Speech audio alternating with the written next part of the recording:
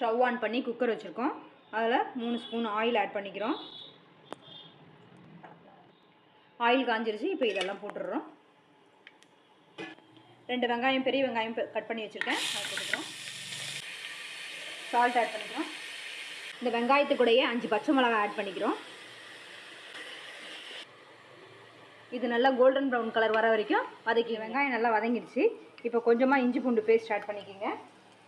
இது மிக்ஸ் பண்ணி விட்டுட்டு தக்காளி ஆட் பண்ணிக்கலாம். பெருசாக ஒரு தக்காளி கட் பண்ணி வச்சுருக்கோம், அதை ஆட் பண்ணிக்கலாம். தக்காளியை நல்லா வதக்கிடுவோம். அதுக்கப்புறம் வெஜிடபிள்ஸ் சேர்த்துக்கலாம். தக்காளி நல்லா வதங்கிடுச்சு. இப்போ உருளைக்கிழங்கு கட் பண்ணி வச்சுருக்கோம் பொடியாக, அதையும் சேர்த்துக்கலாம். குட்டியாக ஒரு நூக்குள் கட் பண்ணி வச்சுருக்கோம், குருமாக்கு நல்லா டேஸ்ட்டு கொடுக்கும், அதனால் அதுவும் சேர்த்துக்கலாம். ஒரு கேரட் கட் பண்ணி வச்சுருக்கேன் பொடியாக, அதையும் சேர்த்துக்கலாம். பீன்ஸ் இருந்தால் சேர்த்துக்கலாம், வேறு ஏதாவது காய்ங்க உங்களுக்கு வேணும்னாலும் சேர்த்துக்கலாம்.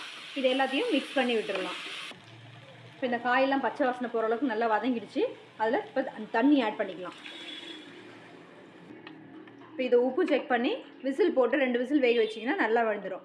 இப்போ இதை குக்கர் மூடி போட்டு 2 விசில் போட்டுடலாம்.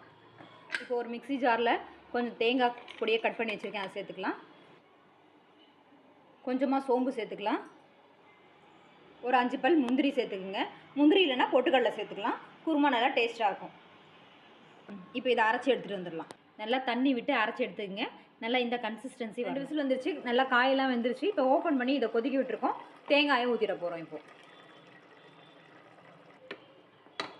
உப்பு செக் பண்ணிவிட்டு உங்களுக்கு எவ்வளோ தண்ணி தேவையோ அந்தளவுக்கு மிக்ஸ் பண்ணிக்கலாம்.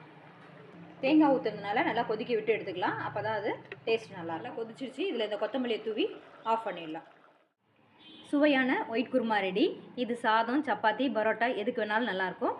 நீங்களும் ட்ரை பண்ணி பாருங்கள். இது மாதிரி இன்னும் நிறைய ரெசிபி பார்க்க நம்ம FRB கிச்சனில் சப்ஸ்கிரைப் பண்ணிக்கோங்க.